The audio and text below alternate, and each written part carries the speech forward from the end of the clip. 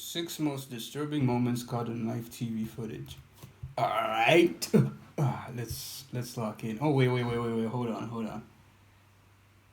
I have a new beanie, so yeah, I just wanted to mention that because like I know you guys thought I'm poor. I have money, but yeah, let's see this. On the 30th of June 2025, a reporter named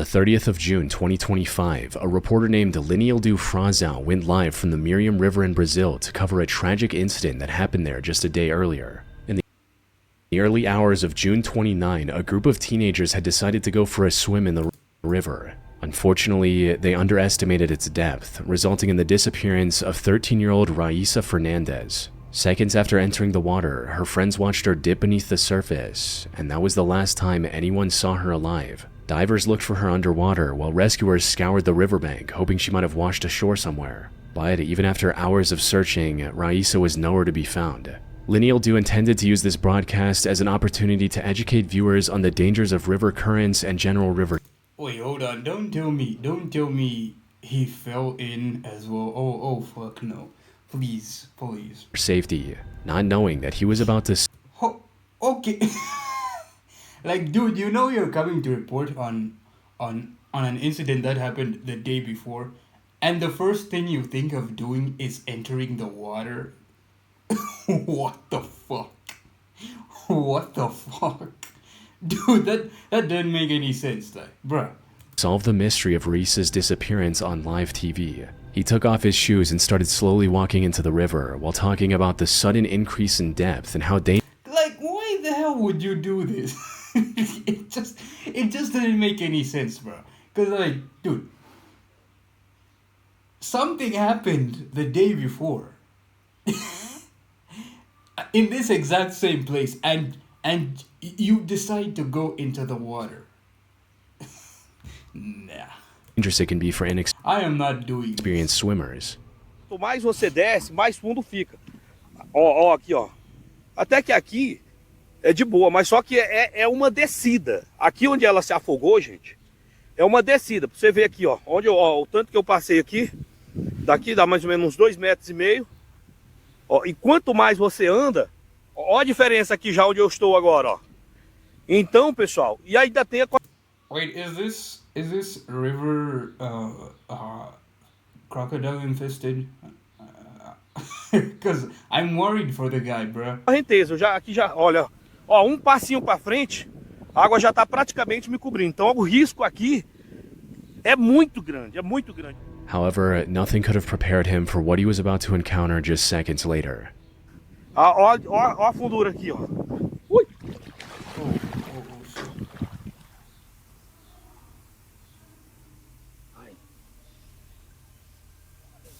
Eu acho que tinha um negócio aqui no fundo da água. Não, era... Bro, dude, if there's something in the water, get the fuck out. Get the fuck out. What are you still doing in there? mole. Okay, I admire how calm he is, because like I admire how calm he is, but I also think he's being stupid. Like, dude, get out. Tá que não é ela não. Like, her who? An alligator or a crocodile or something? While trying to demonstrate the river's deceptive drop-off, Linildo accidentally stepped on something lying on the riverbed. It was too soft and organic feeling to be a rock or a submerged log, which caught him off guard. Oh, my bad. The murky water made it impossible to see beneath the surface. But Linildo was starting to realize what it could be, leaving him too disturbed to go back and investigate further. He got out of the water and contacted authorities immediately. And it wasn't long before divers recovered the remains of Raíssa from that exact spot. Later autopsy report confirmed that there was no foul play involved. What happened to her was nothing more than a tragic accident. On September 25, 2025, the CBS Hey, rest in peace to her, bro. 6 station in Albany, New York received a strange email with a 2-page document. It contained a nearly incomprehensible rant featuring Arnold Schwarzenegger, archaic centuries-old laws, and a proposal to create a board of trustees with prosecutorial immunity. However, the most important aspect of this document wasn't its content.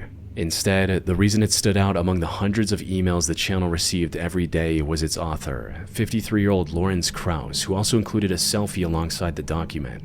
You see, Lawrence was currently under investigation for ending the lives of his own parents and getting away with it for over 8 years. It happened in August 2017. His 86-year-old father and 83-year-old mother were living out their retirement in their home in Crestwood Court in Albany, New York. And suddenly they were gone without a trace. None of the neighbors saw them leaving or heard anything about where they were going. Their house was also left abandoned, with Lawrence only visiting it occasionally to collect mail, mow the lawn, and clear the snow. When asked about his parents, he claimed that they had moved back to Germany and won't be coming back. The neighbors had no reason to But like, if you're lying like that, then why the fuck do you keep coming back to their house? That doesn't make that's dumb. If you what the fuck is this nigga on? trust Lawrence, so no one questioned their absence and life went on as usual. Are you telling me all those years people didn't think it was suspicious? Why did he keep coming back to their old house if they moved just to mow the lawn? Oh, what the fuck? A distant Brief intermission. If you're enjoying this video, please consider supporting me on Patreon by subscribing to this tier, where you get access to my commentary video scripts, my commentary videos unreleased thumbnails. You also get access to knowledge of the next commentary video. You also get a shout out at the end of all my videos, including my reactions like this one. And you also get a bonus custom wallpaper every month made by me. So yeah, that's awesome. And I'm not forcing you to, but like, if you're feeling generous, you can instead subscribe to this tier over here, where you get everything from the previous tier, and you also get access to all my art pieces. So yeah, it's awesome. And in advance, thank you, and I really appreciate you supporting me, because like you're slowly helping me get out of the trenches over here. And yeah, without any more delays, let's get back to the video. A distant relative even requested a welfare check in 2020. By it, the neighbors repeated the same explanation Lawrence had given, ending the officer's questioning without any further suspicion. It wasn't until mid-2025 that the Albany police became aware of something shady going on with the Krauss family. Someone had been collecting Lawrence's parents' social security payments, even though the two hadn't been seen in years. This resulted in the police launching a formal investigation, and after months, finally executing a search warrant at the Krauss home on September 23rd. Over the next 48 hours, detectives collected thousands of financial documents and other evidence. More importantly, they discovered the remains of Lawrence's parents buried in the backyard. Lawrence likely knew that he was the prime suspect in this case, but instead of turning himself in or trying to run away, he made the unusual decision of sending this document to the local news network alongside his contact information. One of the directors at CBS 6 was familiar with the Krauss case and immediately jumped at the opportunity to interview Lawrence. After giving him a call, Lawrence claimed that he was willing to do a live interview with the channel only if they published his document on the internet for everyone to see. The network agreed, and less than an hour later, Lawrence was sitting with a CBS 6 reporter for a live interview. Lawrence was a bit hesitant at first, but after some pressure, he cracked and confessed to everything. I want to hear from you. Yeah. What did you do to your parents? I buried them in their property. You buried them. Oh my god! What's great? I mean, okay, bro. No, it's crazy how he's saying it so casually on live television. I buried them in.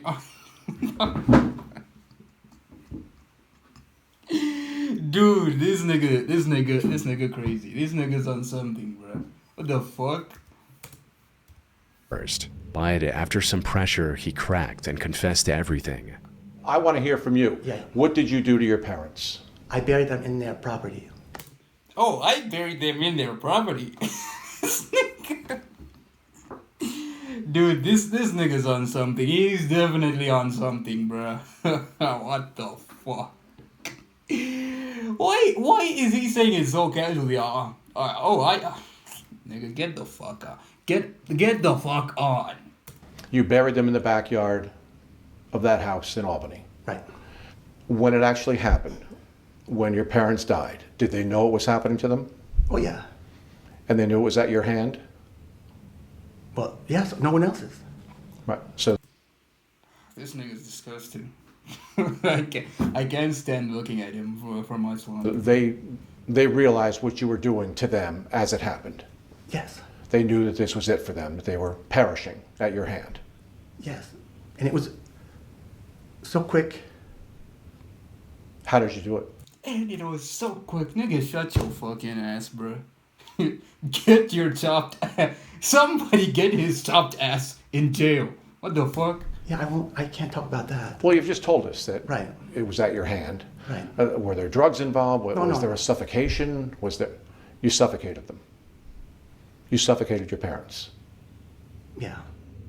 What made this confession so disturbing, however, was the way Lorenz tried to portray it as something righteous. His argument essentially boiled down to, my parents were suffering from old age, so I did them a favor. Even though the neighbors described the couple as elderly, they were by no means sick or bedridden. They had normal routines where they tended to their garden, shared mint leaves with neighbors' kids, and listened to Polish music every day. Their lives weren't nearly as miserable as Lorenz tried to portray during this interview. Now, it's unclear if he's severely mentally ill and genuinely believed everything he was saying, or if this interview was his way of trying to paint himself as the concerned son to earn the public's favor before his inevitable arrest. In either case, he had no way of escaping the consequences of his heartless actions. He was arrested immediately after walking out of the network's building and is currently awaiting trial for the death of his parents. Man, this nigga deserves the death penalty or some shit. Actually, no, he should go to jail for life. Cause like I've noticed, you being as punishment for murder, yeah, you're just getting it easy. I'd rather someone spends their entire life in prison than getting it easy, but by having the yeah.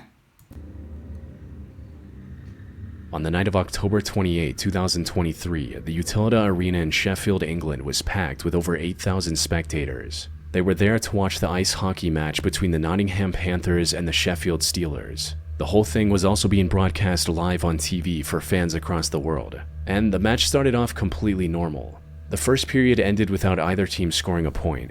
About 35 minutes later, the score was 4-2 in favor of the Sheffield Steelers. The Panthers needed to score soon if they wanted to make a comeback. So, one of their more renowned players, Adam Johnson, got a hold of the puck and started pushing into the Steelers' defensive zone.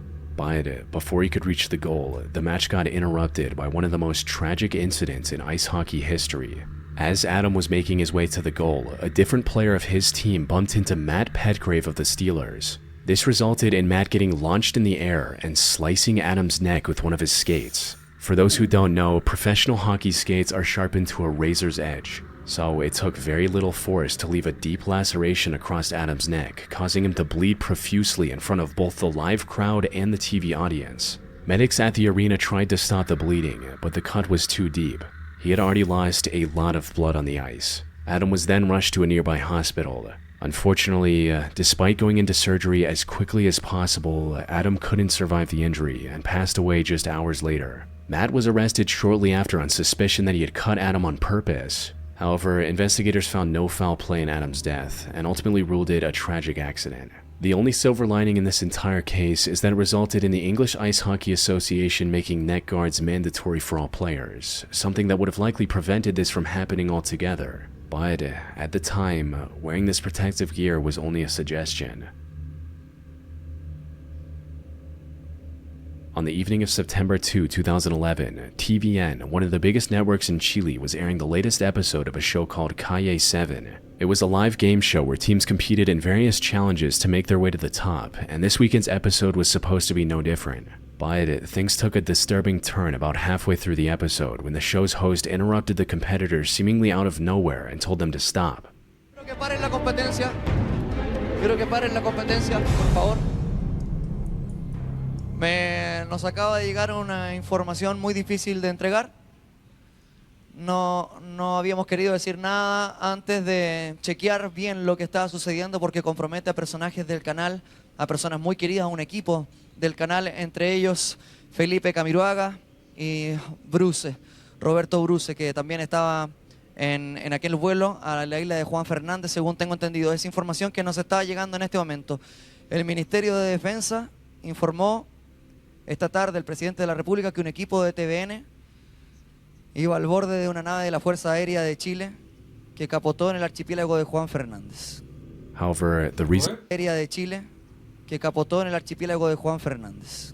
However, the reason for this interruption had nothing to do with the show itself. The host was talking about the C-212 Chilean Air Force plane that departed from the Arturo Merino Benitez International Airport earlier that day at around 2 p.m. It was headed for the Robinson Crusoe Airport, located hundreds of miles off the coast of Chile.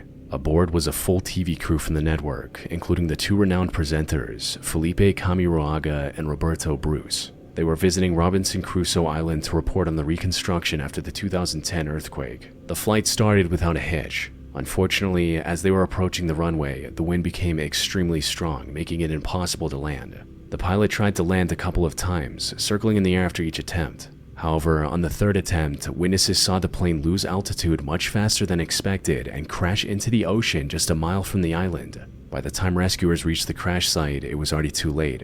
All 21 people aboard the C-212 plane had passed away. But while investigators initially believed that all of those deaths were due to the impact of the crash, the reality turned out to be far darker. As they were searching the wreckage, they found footage that one of the cameramen took of the interior shortly before the crash. The footage showed the passengers strapped into their seats, completely unaware of their fate. But the more haunting discovery happened when investigators found an SD card inside an empty water bottle floating near the crash site.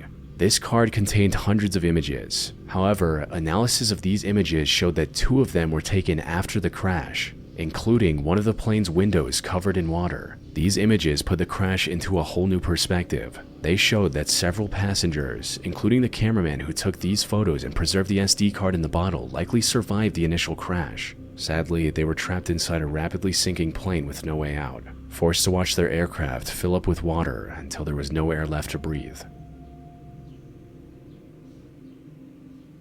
Niagara Falls is widely regarded as one of the world's most breathtaking natural wonders. However, while the surface is undeniably beautiful, the depths beneath the falls hide the disturbing history of many who lost their lives to the currents. One such incident was captured live on TV on May 30, 1985, when reporter Phil Kavitz was hosting a section about real estate in front of the falls. Suddenly, in the background, the camera captured a man caught in the current behind Phil. The rushing water carried him to the edge of the falls before throwing him over the 170-foot drop.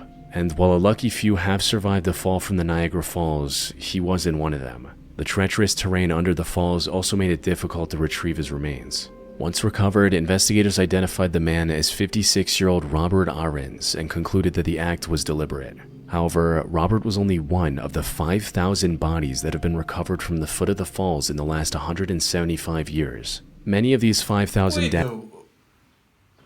With all the people who get into the water, like why do they do that? Because like if it was me, I would not be going into water that's as what's the word I'm looking for? Treacherous? I don't know. I wouldn't step foot in water that's this violent. Like, bro, what? Like, why the fuck do they do this? Deaths were intentional, but there were a lot that weren't. And unfortunately, surviving a fall from Niagara Falls is near impossible. Once you fall in, the cold water makes it extremely difficult to breathe, making it even more challenging to swim to the surface. The water near the edge can also move at over 60 miles per hour, adding another layer of difficulty to an already impossible challenge. But the jagged rocks at the base of the falls is what marks the end for most people. On the 23rd of August 2010 at around 10 a.m., 21 tourists from Hong Kong returned to their tour bus after visiting the historic Fort Santiago in Manila, Philippines. They were also accompanied by 3 Filipino tour guides, and the trip had been going fantastic so far. But just as they were about to set out to the next location, they got interrupted by a middle-aged man in a police uniform. He was openly carrying multiple firearms, and his demeanor made it clear he wasn't afraid to use them either, something that became even more apparent as time went on. For now, things started off fairly calm, with him asking the driver for a ride to the next station. The bus driver tried to reject the request respectfully, explaining that he couldn't let him on because it was a private vehicle, not a public bus. However, the man wasn't having any of it. As soon as the bus driver rejected his request, he equipped one of his firearms and claimed that he was taking the bus hostage. This was 55-year-old Rolando Mendoza, a police officer with nearly 30 years of service. But he'd recently been A police officer doing this shit.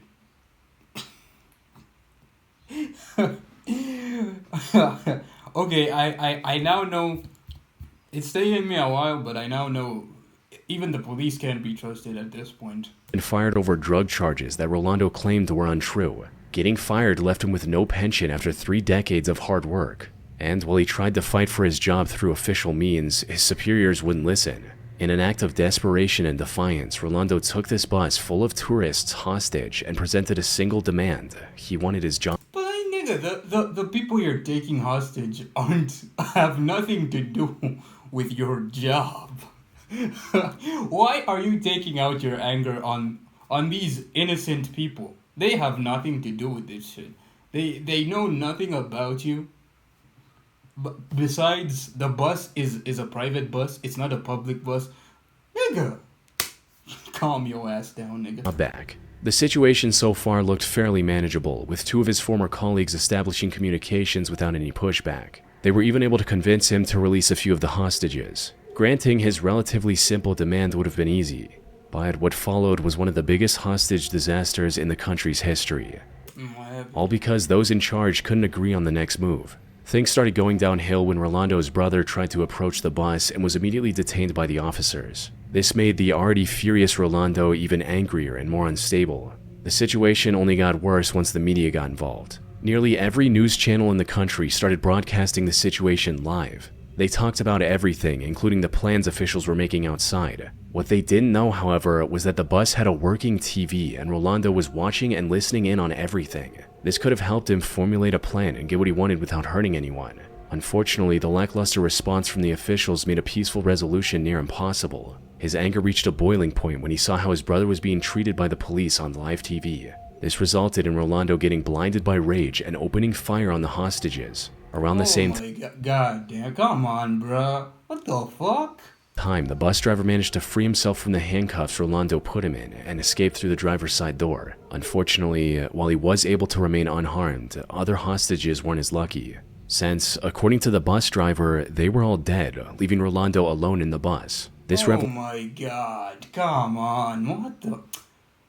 Okay, this nigga's a dick. This nigga's a douchebag. This nigga deserves to go to hell, my nigga. What the fuck?